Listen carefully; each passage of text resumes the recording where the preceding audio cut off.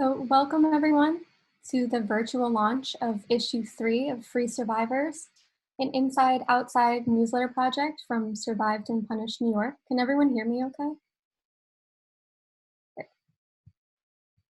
I'm Nicole. I use she, her pronouns, and I'm a member of the Free Survivors Editorial Collective and Newsletter Working Group.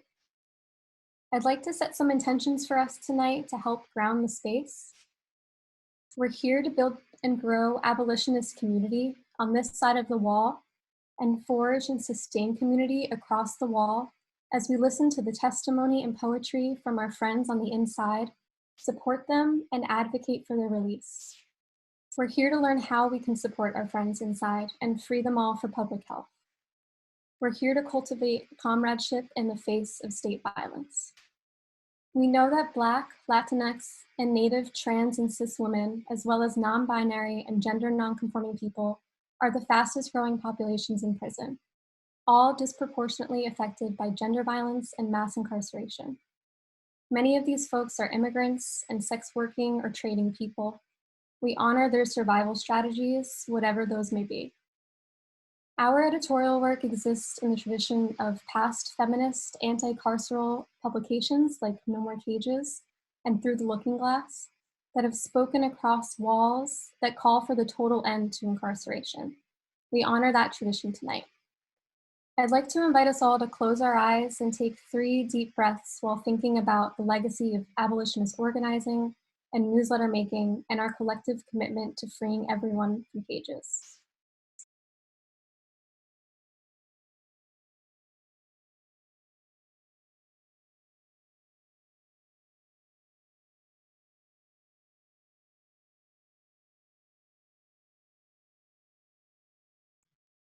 Thanks, y'all. I'm going to pass it over now to Rosa.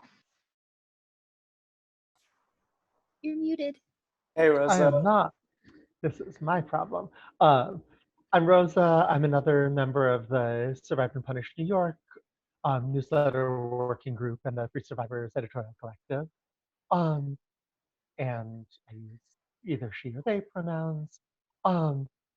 Thanks so much. It's so wonderful thanks so much for being here. It's so wonderful to see so many faces and see even more names of folks who are listening in, participating in that way. And I'm basically here to just walk us through the agenda for the hour, because what we would have been doing if we could be in the same physical space would be putting together the envelopes and packing newsletters to mail to our comrades on the inside. We did that last time for issue 2 at the fantastic Bluestockings Bookstore and Activist Center, who are also co-hosting with us today. They're recording the program and we'll be making that available. And hopefully we will be able to be back in their space on Lower East Side by the time our next issue arrives. So we're gonna, today, because we can't be packing newsletters, and also because what we've done at each of the launches in the past has been to present some of what's in the newsletter, we're gonna be doing some readings from it.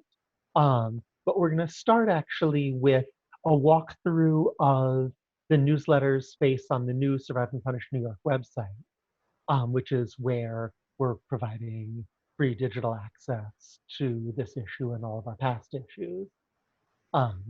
Then we'll be reading out the editorial collective statement, which guides our work as we put the issues of Free Survivors together. And then we'll have readings of 3 pieces from our comrades on the other side of the wall, poems by Andrea and Annie, and an essay by Yves. And we'll introduce them as we do that. And then we'll talk a little bit about the visual side of this issue. We've worked to make sure that every issue is exciting to look at and has original art as well as photographs documenting our work. We'll talk a little bit about what that looks like in there.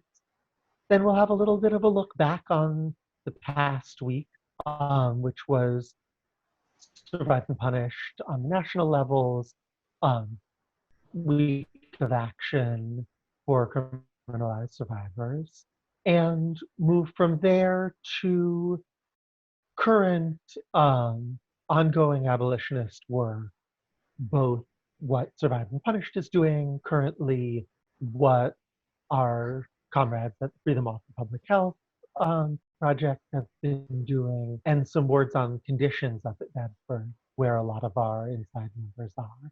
And then we'll close with reading from another recent abolitionist publication coming out of our circles in New York, the Lifeline zine that Mariah put together last year. So before we dive into it, Mariah, you want to introduce yourself and talk a little about the chat? Yes, thank you so much for that.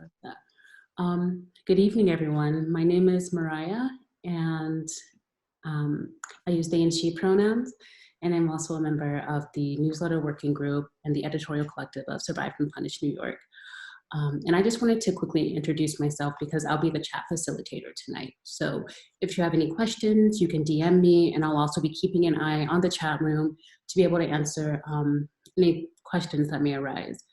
And also another quick but important note, as Rosa shared, a few of us will be reading from some pieces from the newsletter tonight, and we'll be sharing content warnings before each of those if that's applicable. And if you'd like, you can mute the videos during pieces that you'd prefer to sit out of, and I'll let everyone know in the chat room when those are over so you can hop back on the call. Thank you so much. And yeah, now we'll pass it on to Lei, who will walk through the website and the digital newsletter access. Perfect. Yeah, thank you, Mariah and Rosa and Nicole for that. So I'm just going to share my screen real quick with you and hope that we can all see now the website that Survived and Punished New York just launched last week. Can I get a thumbs up if everyone can see the screen all right? Cool, thank you. So yeah, this is our website that was just launched. And in order to see the most current newsletter and to also order newsletters, you would, from this homepage, which you could get to by typing in survivedandpunishedny.org, you can navigate on the top taskbar to newsletter. And if you click on that tab, up comes our newsletter page. This landing page kind of explains a little bit about the purpose of our Inside Outside newsletter, because it's a kind of a unique publication in that way, as Nicole kind of touched on in the beginning, and a little history about our particular newsletter. When you scroll down, there's different ways that you can either donate to the newsletter fund so that we can keep on printing and sending newsletters to folks inside. And you can also access our current and past newsletters online here. So if you want to read along, you can click on that tab and navigate to the newsletter. I also wanted to bring everyone's attention to this bottom part because it's really important. So we try to fundraise as much as possible by selling the newsletters to comrades on the outside who can pay for them, so that people on the outside can get the writings and updates from our comrades on the inside, and also to keep us running.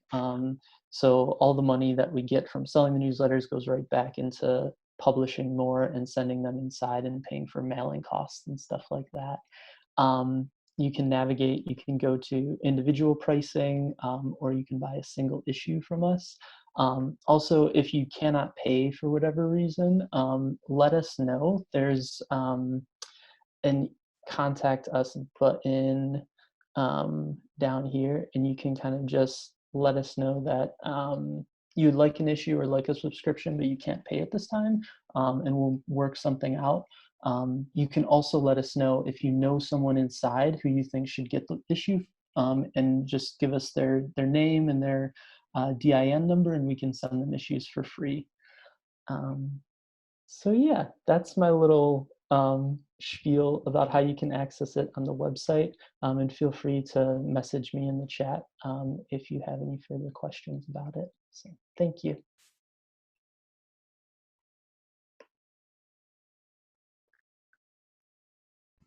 Hi, everyone. Can everyone hear me? Yeah. I'm coming from Staten Island, so the Wi-Fi is really working hard. I'm Hina, she, her. It's such an honor to be part of this virtual launch. It's my first launch of a newsletter with Survive and Punish, so I'm so excited. I'm going to start us off with the editorial statement. A couple of us will be reading it, so I'll read some of it. The Free Survivors newsletter is a project of Survive and Punish NYC, which exists to end the criminalization of survivors of domestic and sexual violence and to free those locked up in prisons, jails, immigration detention centers, psychiatric facilities, and in their own homes.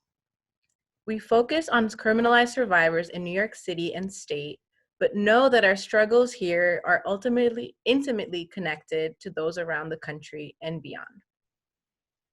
We offer this selection of the analysis and vision statement of Survived and Punished as a framework to understand why a print publication comprised of inside and outside voices, stories, words, art, and resistance is so necessary.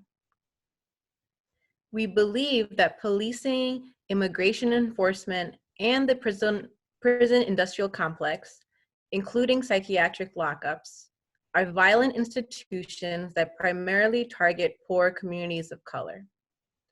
They are fundamentally racist, anti-family, anti-trans and queer, anti-woman, anti-Black, anti-Native, anti-poor, and anti-immigrant.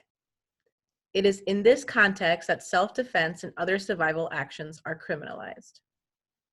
When survivors are only supported when seen as victims of crime, quotes, survivors who are already criminalized are not recognized as people worthy of support. Survivors are criminalized for being Black, undocumented, poor, transgender, queer, disabled, women or girls of color, in the sex industry, or for having a past criminal record. The institutionalization of this good victim criminal dichotomy leaves a huge portion of survivors, overwhelmingly Black women, unsupported and unaccounted for by the anti-violence movement. We focus on survivors because we want to highlight the specific pipeline between surviving sexual or domestic violence and being arrested, locked up, and/or deported. We focus on women, trans folks, and gender nonconforming folks because we, are the main targets of gender violence and of criminalization of survival actions.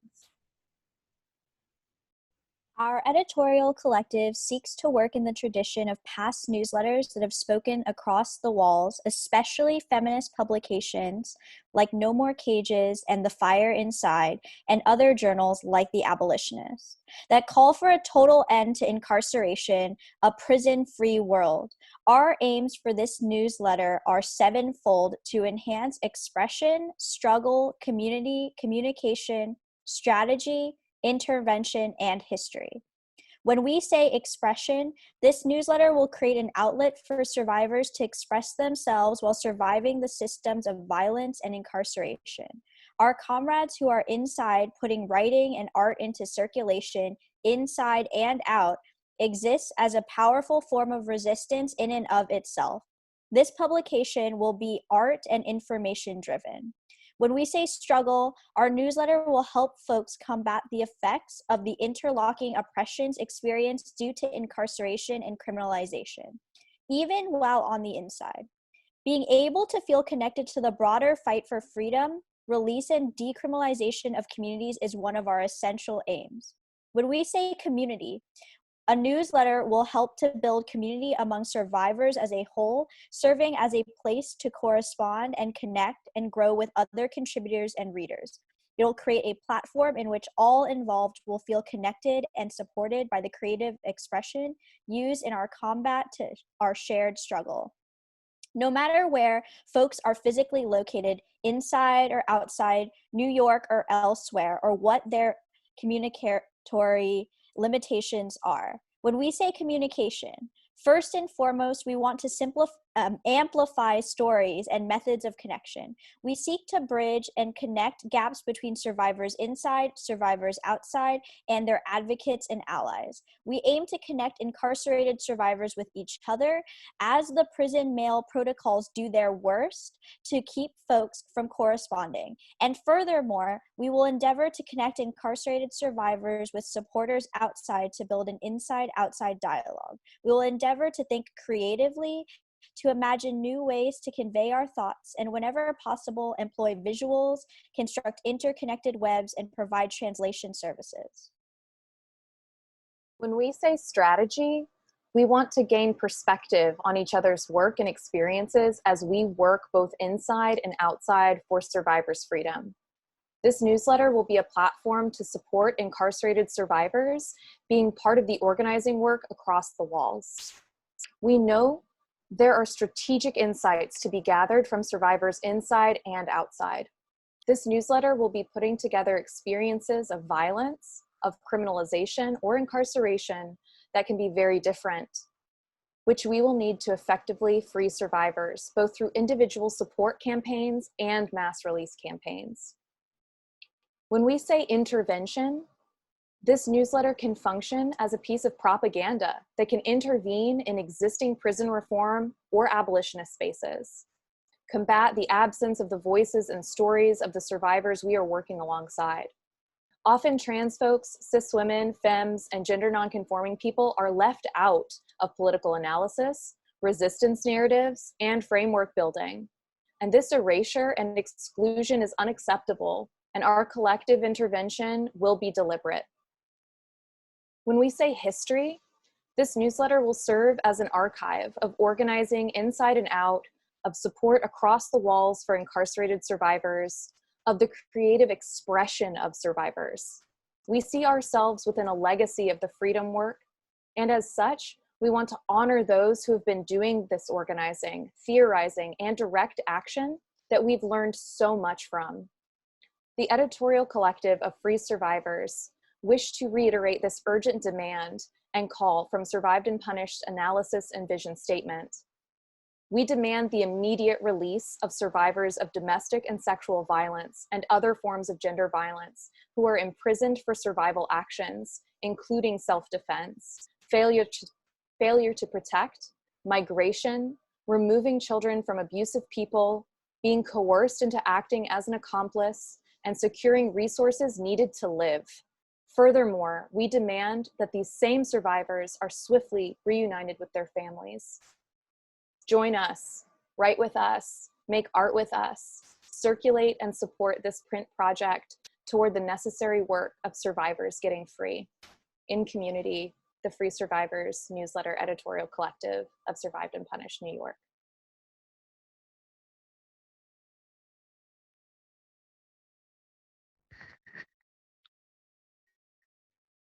Thanks so much, Mariah, Yves, and Red, for putting that in all of our ears. So next will be Maureen reading some of the writing from our comrades on the inside. I think Andrea Benson's poetry. Am I unmuted? Okay, I'm unmuted. Mm-hmm. Oh, okay. Thank you everyone for being here. First, want to read a quick message that that Andrea Benson provided with a poem, because I think it's powerful. She said, "My prison experience is a raw pain I never felt in my life. Prison is an unnatural place, exposing human tragedies and human difficulties. It is a world of the forgotten. So just have this here, 1 minute. I'm reading her, Andrea Benson's poem called Confessions of a 14-Year-Old Girl. No one can understand the pain I feel. Red fire burning from my bloodstreams. No one even caring if I wake up the next morning, hungry and poor.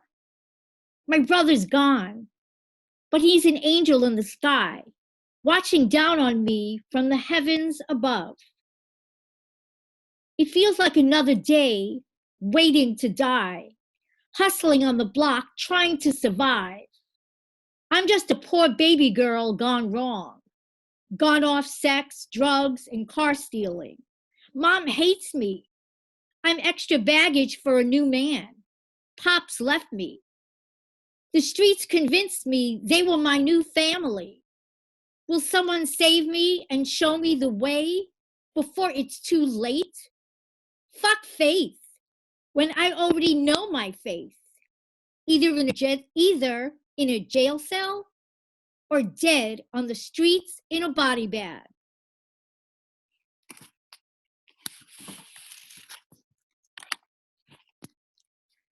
Thank you.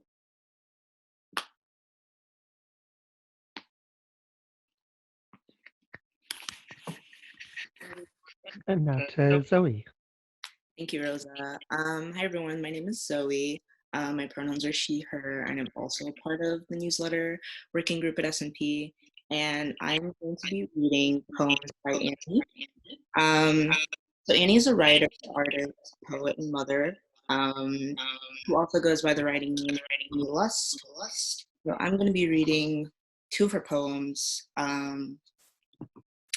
And both I don't believe that either have a serious warning for any content, but I apologize, and you can mute me if needed. The poems are displayed. So the first one is called What to Do. Security breach in the White House. Unsatisfied people finally take charge of what's theirs instead of trying to make war. We people of the United States want peace, and what's up with this ICE situation? Trump wanting to build a wall so our other Black people can't cross. Does he know it's because of them buildings are built? Hispanic people somehow became slaves to the white man after Black freedom rights and segregation laws were passed. We're at risk of war due to the wrong man being elected to run our state as our voice. And what about our low-income families? They're at risk. No homes, filled jail cells, who depend on public assistance and provided health care. I will never understand. Our president's choices are not the best and wrong and will be dealt with. Minimum wage only for those with a GED or high school diploma. Why not an equal pay to those with more education? That won't happen, right? Everyone needs a bachelor's, a master's, and associates. I wonder how many others thought of those things.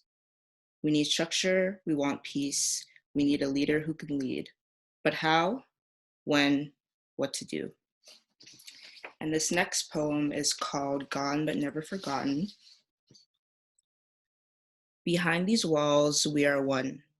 Families are gone, let's find another one. One that will never leave, you, me, us, them. For what you've done, you're taken away, punished. Behind these walls with a lack of communication, unbearable meals of slop, gone but never forgotten. Dragged out days, never-ending nights. When will it end? Never soon. Scratched off days on my calendar, X marks the spot. Eat, shit, and sleep, what your body depends on. But your brain needs light, yet alone freedom. Just know this is about me, you, all of us. Gone but never forgotten, my words say enough.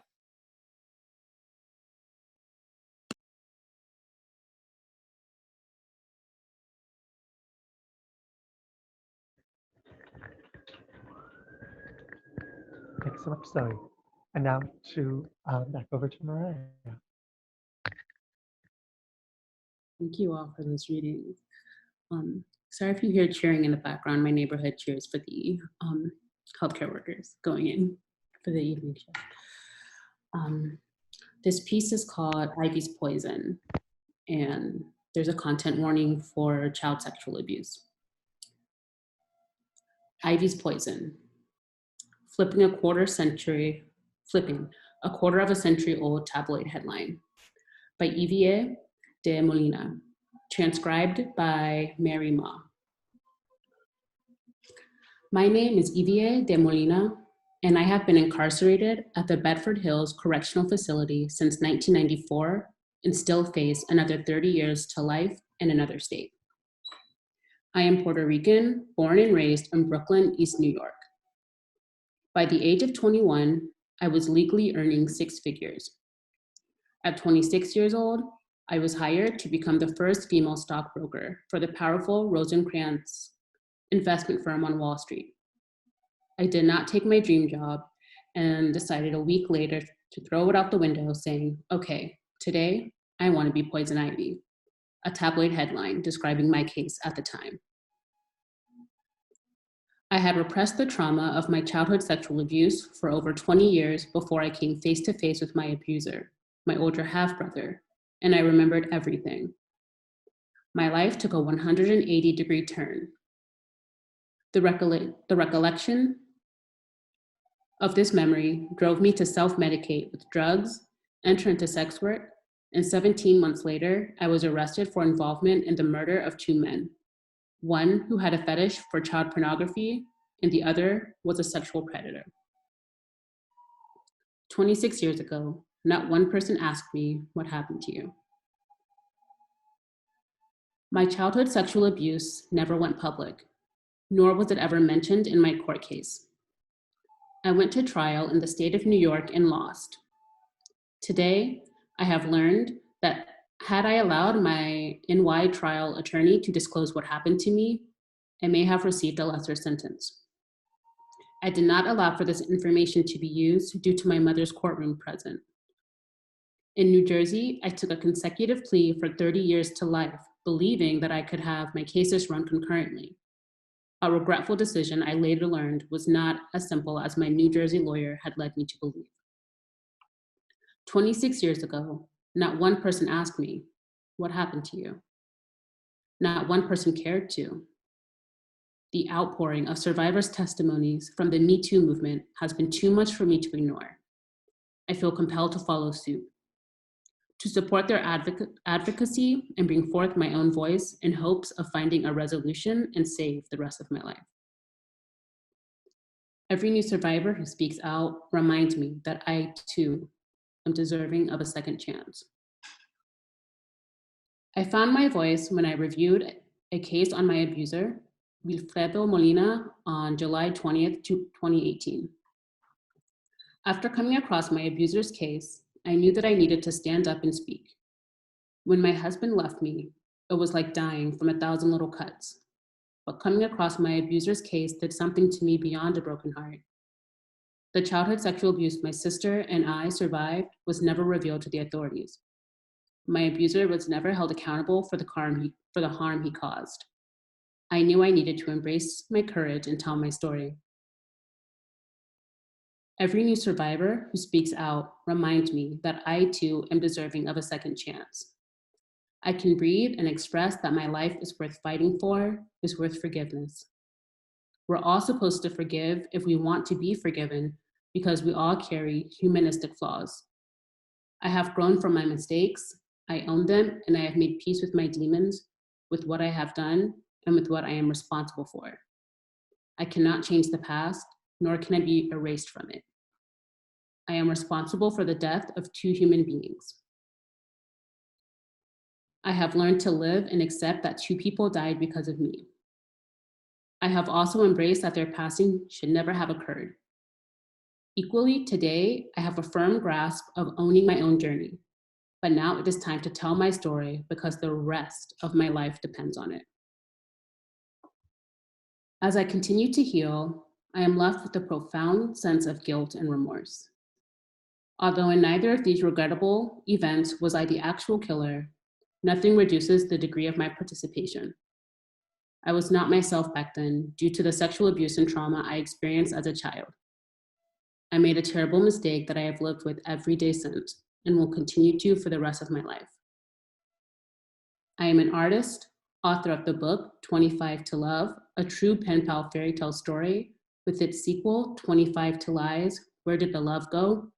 Must Have Never Was, coming soon. Designer, holding for Fashion Week, and musician, see wwrta-arts.org. I plan to further my education in the field of psychology by earning a doctoral degree. My desire here is to give voice to those who have experienced childhood sexual abuse with the intention that they too can learn to live with the heinous betrayal and learn to love themselves again by holding their abusers to account. My life was thrown into a spiral by the person I trusted. During the past 25 years of my incarceration, I have continued to make a difference in the many lives of my peers. Whether mentoring, mothering, or just being a good friend, I have spent a quarter of my life pouring my heart out for the betterment of others. I hope you find me as someone deserving of a second chance. Thank you.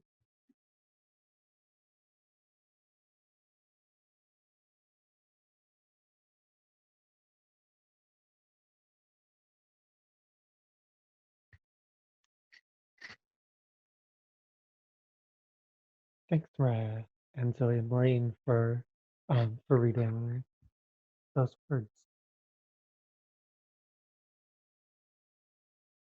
And now over to Yves and William.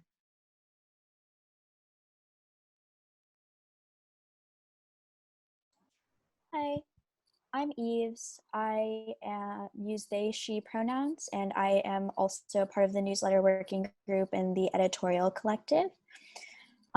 We kind of just want to show you some of the beautiful art and imagery that's in the newsletter and also describe it for folks who may not be able to look at it. So this is our cover art done by our wonderful comrade Jet. They also put together the whole newsletter for us, and we are deeply grateful for their work. So what you see is, I will describe it from left to right. There are people in a park sort of setting, and there is a tree on the upper leftmost corner with a bench, and under it you see two people sitting. One of them is in a wheelchair, and then going down there's a path, and going to the right there is a person wearing an Abolish ICE shirt with a shopping cart with another person who has a baby in a stroller. And then there is a building to the right of them where you see an older person in the building and a person holding a baby in a front chest carrier, and they have a tote bag that says "No New Jails." And on that building that they are in front of, a person is pasting "Free Survivors, Survived and Punished New York" on the wall. And then in front of that person walking on that previously mentioned pathway are a person and what looks like their child, and they have the words "Free Them All" on a dress. And they're standing next to a mailbox. Now I'll hand it over to William, and William is going to describe our centerfold that I'm about to put on the screen. Great, thank you so much, Yves. My name's William. I use he, him pronouns. It's really, really great to be here with all of you. I'm a member of the Editorial Collective for Free Survivors, and also part of the newsletter working group. So here we have a beautifully drawn image of a raised fist surrounded by chains that are in the process of being broken.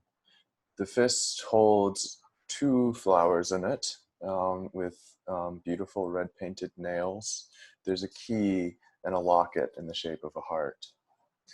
Above in the banner, connected to the chains, it reads "Innocent," and below it reads "Let Free." And if we can possibly scroll down a little bit more,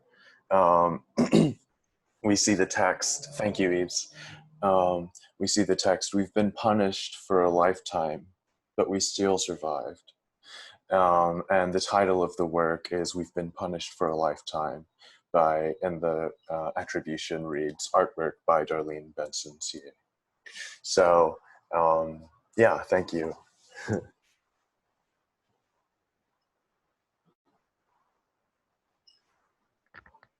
And I'll pass it back to Yves.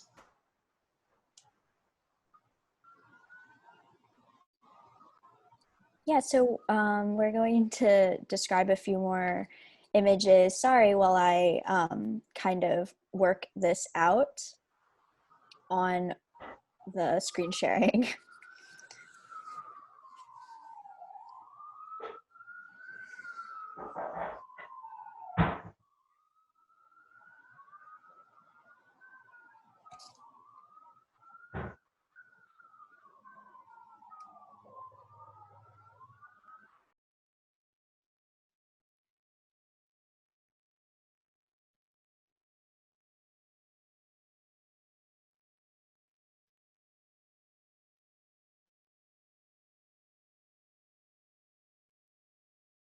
Okay.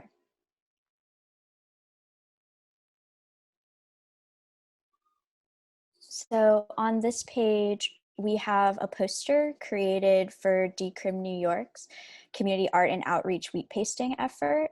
And it's by Ashley Shackelford. And it reads "Protect Black trans sex workers." And it shows a rendering of 5 resilient and beautiful comrades striking defiant poses. And they are shown in front of a cityscape that is painted with like purple and pink, and it shows like stars in the sky, and they're standing in front of it. One of them on the far left is wearing a 2-piece that's pink and purple. The person next to them wearing a bodysuit that is purple with glitter, and then the person in the middle is wearing a black dress with a red dress with a black netting halter top, and the person next to them is wearing an animal print set that has a sort of ring in the center connecting the top and the bottom, and then the person on the far right is wearing a yellow 2-piece crop top and skirt set. And then I will hand it back to William to describe our last piece of art that shows a map. Great. Thank you, Yves. Okay, so for this last piece of art, we have a map or a sort of diagram. It's titled "Dismantle the Police," and the attribution reads "The graphic created by Nicole of Ad Astra Comics." Now, I won't try to go through where all the lines are connected, but basically we have a few bubbles with a variety of facets reading at the top, "Dismantle the Police." So we get the kind of impression that all of these are either things that lead from dismantling the police or lead up to dismantling the police. They're things that are intimately involved. So some of these aspects are basic income for all, intercommunity support and vigilance, restorative justice for all, revamping the education systems, starting here in decolonizing social work. In the very center, we have a bubble that reads "Abolish prisons," with a subtitle, "People can call it a reform for the purpose of voting on it by referendum." We have "Universalize healthcare and mental health care, decriminalize and destigmatize sex work,"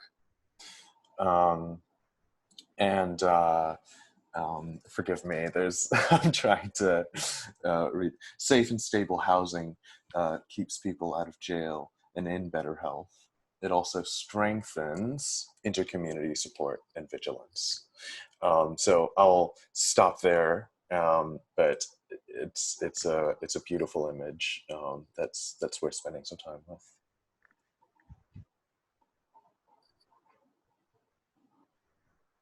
so that's been a little peek at what's in the third issue of Free Survivors, especially focused on the beautiful artwork and writing coming um, from our incarcerated comrades.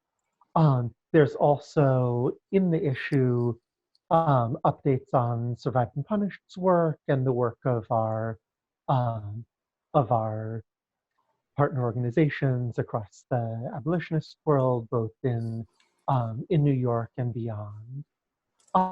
And in the spirit of having this event um, reflect all the sides of what's in the issue, we're now going to shift over um, to a report back from Hina on the Survived and Punished Sexual Assault Awareness Month week of action, and then go on to presentations about current campaigns and current conditions. Thanks, Rosa. Thanks, everyone. Yeah, so some of you may have already been part of this week of action or attended some of the events, but last week, Surviving the Punish, in collaboration and partnership with many other collectives and organizations, had a virtual week of action with the theme of defending survivors and ending carceral feminism. I know I personally really appreciated the week of action because I think there were many different ways to plug in. We had webinars, we had phone zaps, we had a virtual candlelight, a tribute to folks on the inside, as well as different ways for people to get involved. So some specifics, there was an event hosted by the California Coalition for Women Prisoners, Young Women's Freedom Center, and Sister Warriors Freedom Coalition, where you could take action to demand that officials, let folks go because of COVID and more prisons across the country, right? There was also a Twitter conversation hosted by CAT 911, which is the Southern California network of community action teams building alternatives to 911, rooted in transformative justice, right? And they hosted a Twitter conversation on carceral feminism, COVID, and the nonprofit industrial complex, which some of us may be familiar with. And another event, there was also an art making event where folks could produce art that we could then use to have a social media campaign to demand Governor Cuomo to free survivors and to free them all. Some other, I'm not gonna list everything because there were just a million things, which was so beautiful, but also, yeah, it's a lot. Another action, there was a book discussion, a transformative justice book discussion, a book called Beyond Survival that I definitely recommend folks to check out. And also a webinar on Free Them All, Defending Criminalized Survivors, where folks shared specific current survivor defense campaigns, what they look like, the history of some of that work, why they're powerful. Yeah, and there was another event that I'll highlight, which was the Moving at the Speed of Trust, Disability Justice and Transformative Justice, where folks could learn about the intersection of those two, and that's was featuring BCRW and Leah Lakshmi Piepsna Samarsana and Elliot Fukai. And you could see some of these events on the survivedandpunished.org website. There's links to different organizations where you can plug in to see some of the recordings. You can also contact us if you want any more information on some of these orgs or ways to plug in, because there's many different ways to plug into this work. That's it for me.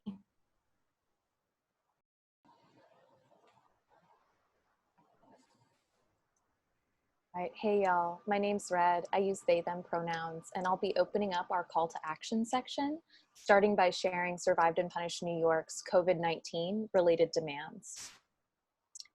Prisons, jails, and detention centers are sites of coercion, violence, and death that create an ongoing public health crisis.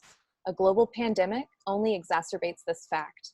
This is not new, though this type of pandemic is being experienced for the first time by the broad public. This crisis of incarceration has always been particularly acute for Black, Brown, Indigenous, queer, trans, and disabled communities that the state has historically targeted and terrorized. We agree with the demands offered by several groups to grant immediate clemency and release to all people, beginning with those most vulnerable to COVID-19.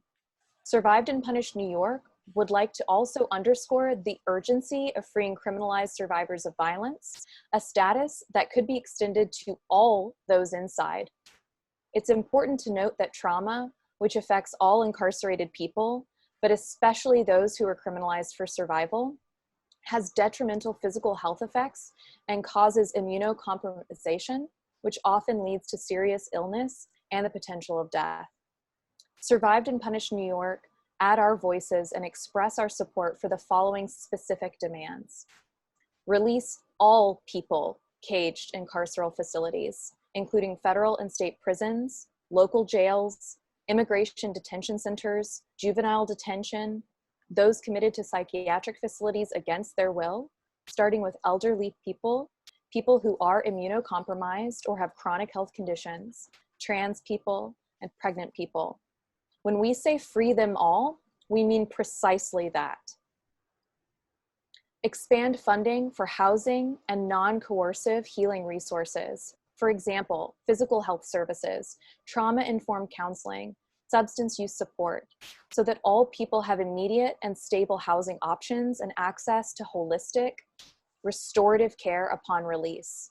We're thinking here specifically of those survivors who cannot return home because of fear of violence and are interested in additional support to heal from the abuse that they have endured. This should also include the immediate erasure of the public housing ban that prevents formerly incarcerated people from accessing affordable public housing options, and the immediate improvement of all public housing to rectify its current deplorable conditions. Furthermore, any vacant apartments and hotel accommodations must be made available to house people released along with our houseless neighbors. You can read and share our full list of demands by visiting us on Facebook, Survived and Punished NY, when you search on Facebook. Next, I wanted to share a report that was recently released by Survived and Punished New York that we're incredibly, incredibly proud of.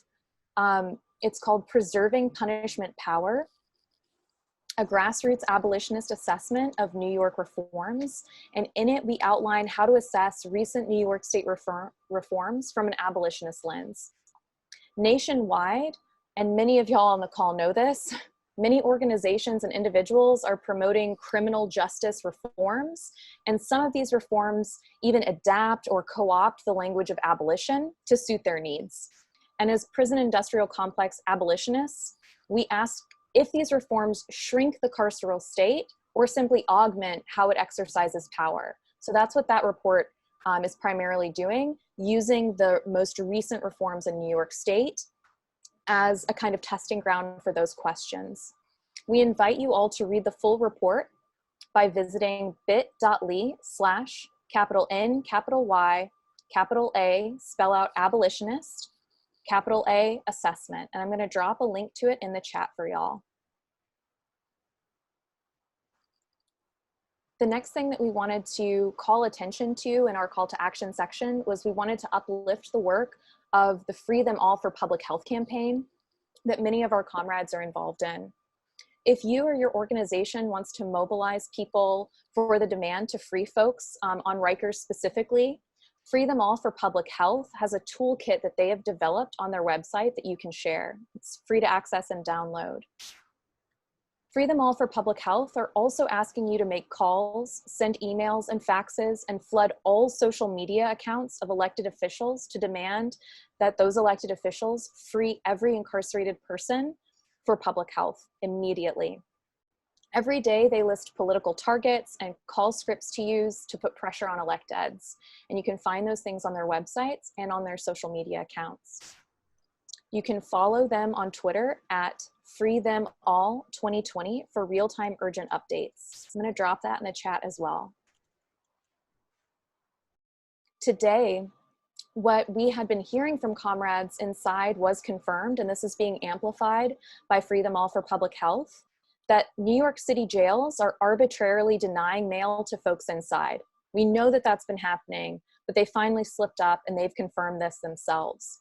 So Free Them All for Public Health is asking all of us to call the Department of Corrections Commissioner, Cynthia Brand, at 718-546-0890 and email Mayor de Blasio at bdeblasio@cityhall.nyc.gov. I'm going to drop that in the chat too, y'all. So please make these calls and send these emails. And keep calling and keep emailing. Our comrades inside need access to their care packages and to their correspondence, and our comrades need to be freed. So again, check these things out in our chat box here. We're gonna make them very available on our Facebook page, on our website, on our Twitter feed, and we wanna just keep uplifting and thanking Free Them All for Public Health for everything that they're doing for our comrades. And I'm gonna turn it over to Lay. Thank you so much, Red. So yeah, to continue the call to action, I want to give some specific details about what we've heard from our comrades at Bedford Hills Correctional Facility. It's New York State's only maximum security prison for women. I know a lot of folks here know and love a lot of people who are currently caged there. And so some of the things we know for sure that are going on is that the visits have been totally suspended, as most carceral facilities in the country are right now. So they have no access to their support system on the outside, at least physically. We've heard that the commissary, where many folks need to go to get basic necessities such as soap, such as sanitation and hygiene products, and also food, is very spotty and has been shut down for days at a time during this COVID-19 crisis. We know that they have limited supplies of soap there, and that they've only been given to sanitize their area watered down buckets of bleach that our contacts inside have said they couldn't even smell the bleach in the water, so it might just be buckets of water, which would do nothing.